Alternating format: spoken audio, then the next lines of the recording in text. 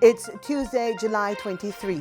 This is the news on PBCJ. I'm Carol Francis. The Jamaica Environment Trust and several other representatives of Jamaican civil society groups joined Greenpeace international activists outside the International Seabed Authority annual meeting this morning. We're here today in solidarity with fellow environmental advocates, activists from Greenpeace. We are opposing deep seabed mining today. Yesterday we were actually in cockpit country opposing bauxite mining, and it really follows the same vein. You know, the impact of extractive industries on our environment is terrible. Mining is never good for the environment, whether it's in the mountains of cockpit country or in the deep sea of the Atlantic Ocean. So we're really standing in solidarity with them here today as they protest deep seabed mining. They deployed a 6-meter banner saying, "No to deep sea mining, protect our oceans." They also called on governments to agree on a strong global ocean treaty that would protect the oceans from industrial exploitation. Scientists are warning that sending monster machines down to the seabed could cause irreversible harm to our oceans. They're warning that having these industrial-sized machines going down to very vulnerable and rare habitats where some creatures take millions of years to restore if there's any disruption, that could lead to the unavoidable loss of biodiversity. Scientists are saying that if governments give the go-ahead to deep-sea mining, they will be sanctioning unavoidable harm to our oceans. And we know that our oceans are facing more pressure now than at any point in history, from industrial fishing to plastic pollution to the impacts of climate change. So we simply shouldn't be adding a new pressure onto marine life. What's more, we're in a climate emergency, and deep-sea mining could disrupt the natural processes in the deep ocean that help store carbon and actually slow down climate change. So starting deep-sea mining would be reckless. It could impact on food security for local communities that rely on fishing, and it could make climate change worse. So we think deep-sea mining should not be happening, and that's why we're outside the International Seabed Authority calling on governments to say no to deep-sea mining. Greenpeace's ship, the Esperanza, sailed to Jamaica from the so-called lost city in the mid-Atlantic that is under threat after the ISA granted an exploration contract in the region. Scientists warn that deep-sea mining could cause irreversible and inevitable harm to marine life, including extinctions of species, and drive the climate crisis by disrupting blue carbon stores in the seabed. And this year marks the 25th anniversary of the ISA's establishment in Jamaica and the entry into force of the United Nations Convention on the Law of the Sea.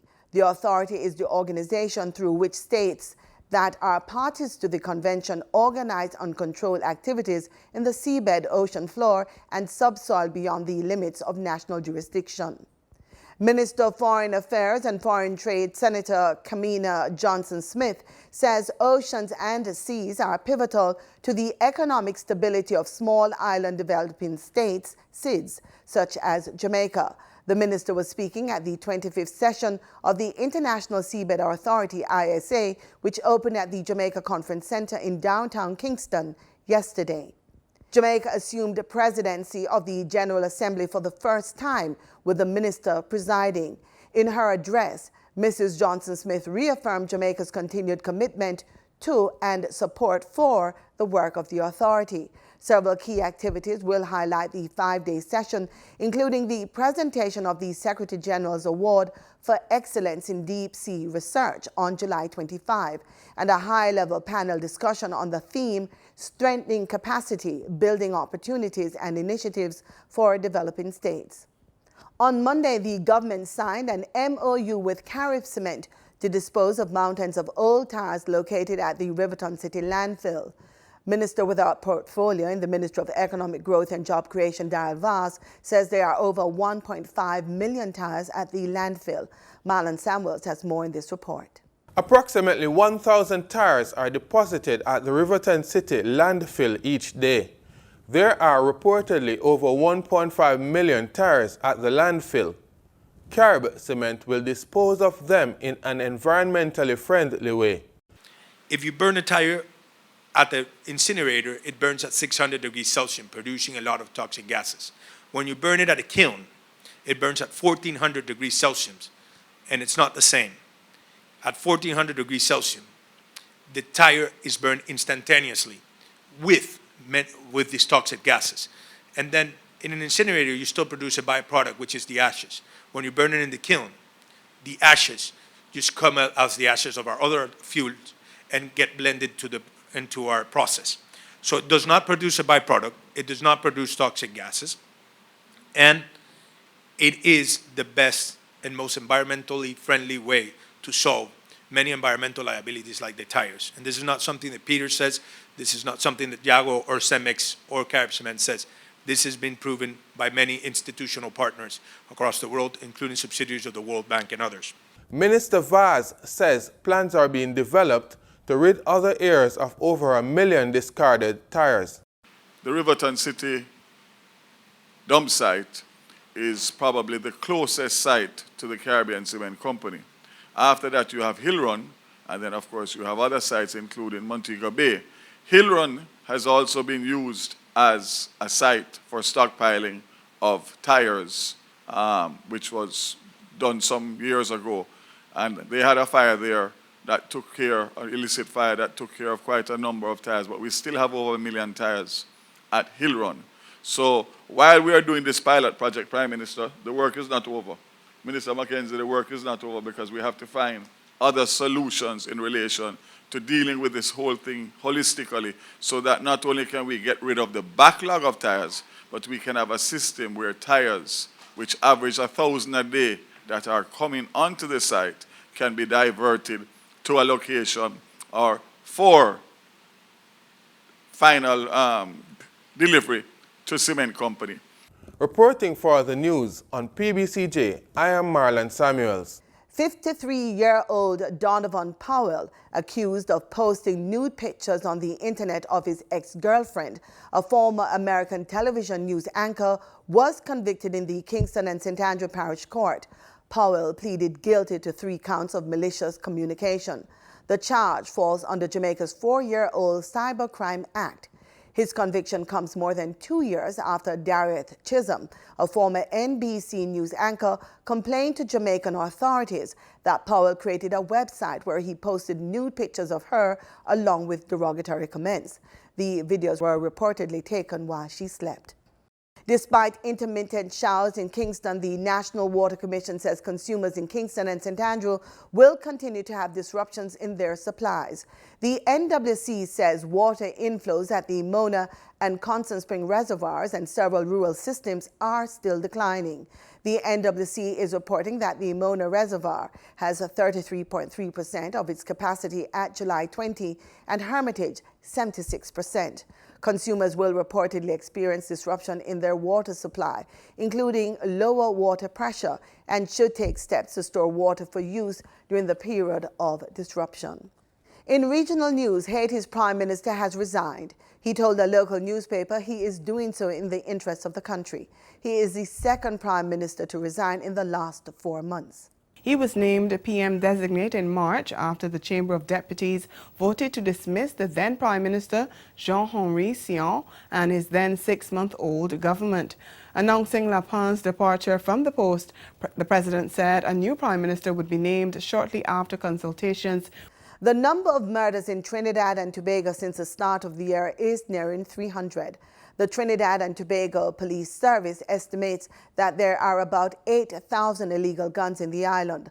The government says it will be offering rewards for information leading to the seizure of these illegal firearms. We have more in this TV6 report. The minister called an emergency meeting of the heads of the Defense Force and Protective Services on Sunday afternoon, before meeting with the media to announce some new initiatives.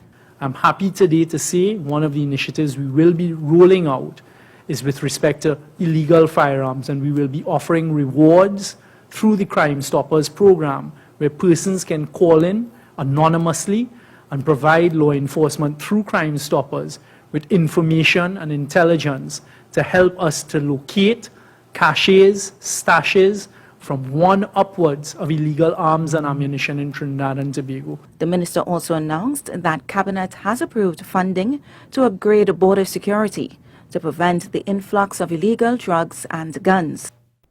As temperatures continue to rise across the Caribbean, health officials are urging residents to stay hydrated. How do you beat the summer heat? The Pan American Health Organization is warning Caribbean countries that they face the risk of heat strokes and even death as a result of the current heat wave being experienced globally. PAHO says the situation could worsen between July and August and countries need to be prepared. It has therefore developed a guide to help them, which includes countries strengthening the epidemiological surveillance of heat-related morbidity and mortality and increasing the capacity of health services in terms of prevention measures and self-care. Family physician Dr. Zina Friend of the Bahamas says it is important that people stay hydrated. So hydration is important, particularly in the summer months, because we sweat a lot more, which means that we lose a lot more water.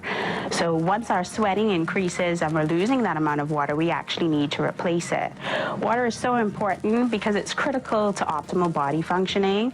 Every cell, organ, tissue in your body requires water in order to work. She also outlined some of the warning signs of dehydration. Fatigue, dizziness, headache, dark urine, thirst, dry mouth. Those are the most common, and those are the early warning signs of dehydration and worth watching out for, especially in these summer months. PAHO says people with chronic diseases who take daily medications are at greater risk of complications and death during a heat wave.